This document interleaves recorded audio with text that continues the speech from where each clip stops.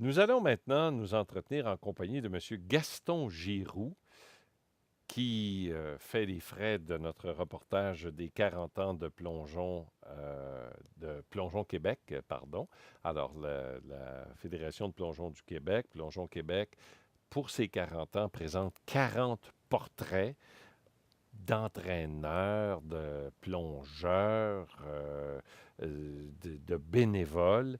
Et pour une deuxième semaine d'affilée, on va vous parler du plongeon en termes d'histoire de famille. C'était les Leblanc la semaine dernière.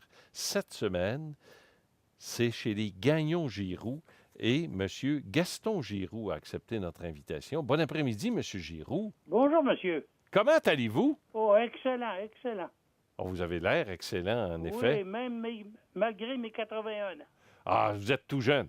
Ah oui, c'est vrai. Vous savez, mon grand-père me disait, quand j'étais enfant, mon grand-père me disait, moi, je suis dans la classe des finissants. Oh, c'est bien dit, hein? Et puis là, hey, vous auriez dû me voir les yeux, moi qui aimais tellement mon grand-père. Oui. Ça m'impressionnait. Et vous savez ce qu'il s'empressait d'ajouter après m'avoir dit, je suis dans la classe des finissants? J'aimerais savoir. Il me disait, mais c'est moi le plus jeune. C'est bien, hein? Oui, j'ai un paquet de défauts comme bien des gens, Oui. mais j'ai toujours joyeux et jeune de caractère toute ma vie. Jeune de cœur, je veux dire. Ah, merveilleux.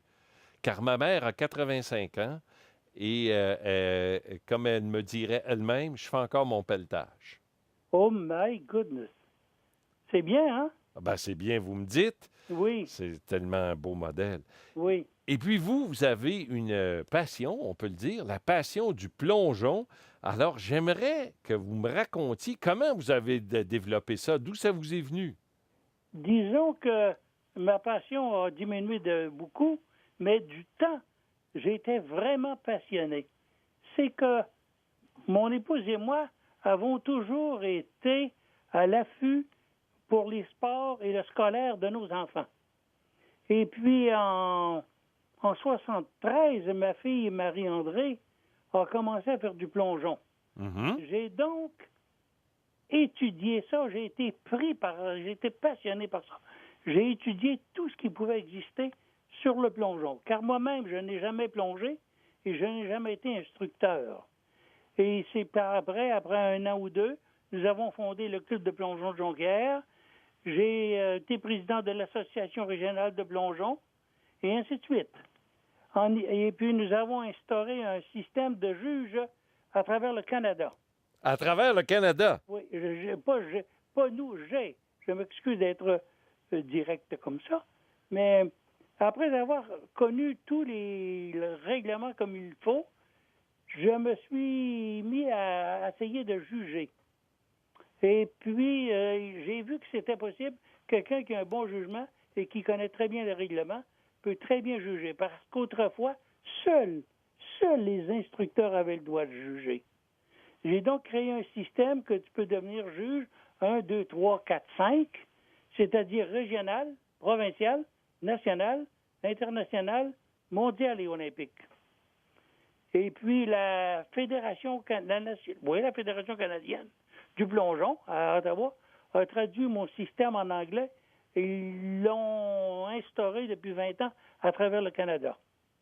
Ce qui veut dire qu'aujourd'hui, des gens, des pères de famille, peuvent juger des compétitions à tout niveau s'ils en sont capables. Mais là, vous allez m'en dire davantage. Comment? Là, vous m'avez dit, j'ai étudié ça. J'avais évidemment l'amour de ma fille, hein, qui s'adonne à un sport. Oui. Vous voulez l'encourager, l'encadrer.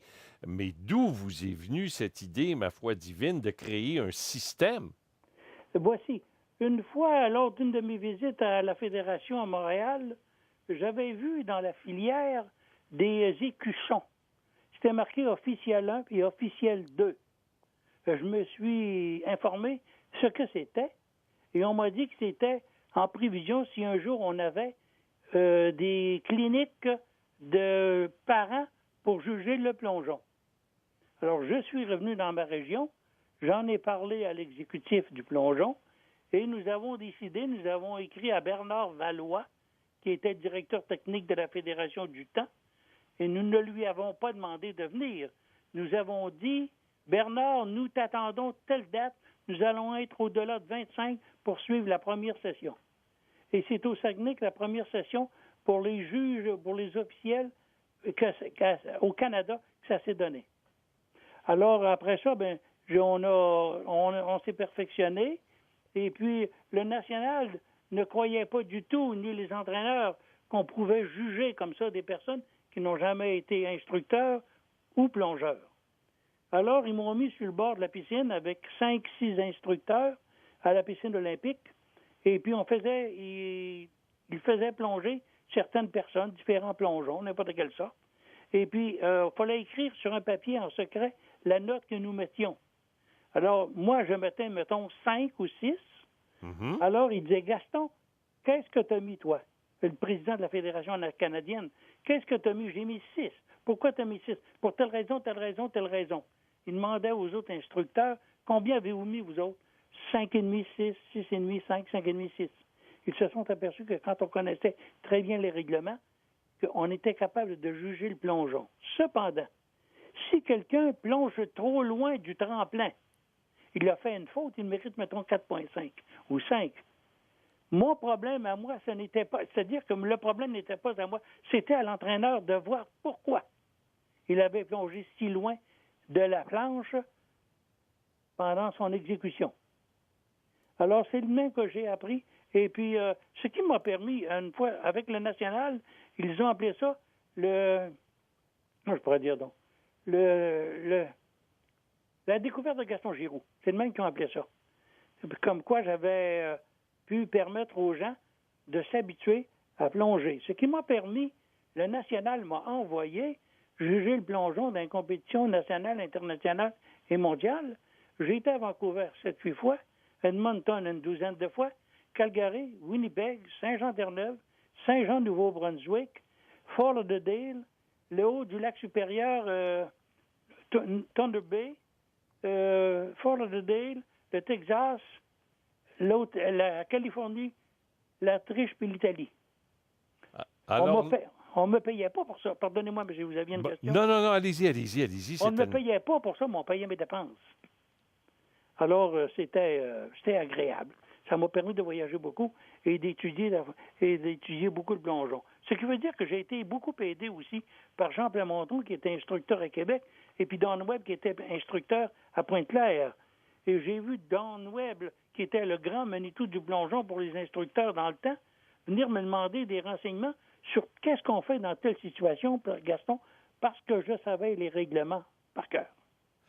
Qu'est-ce que ça vous fait aujourd'hui que Plongeon Québec honore votre famille? Oh, j'ai trouvé ça gentil de leur part. Il faut dire que ma fille, qui a aujourd'hui, elle est née en 60, elle a donc 51 ans.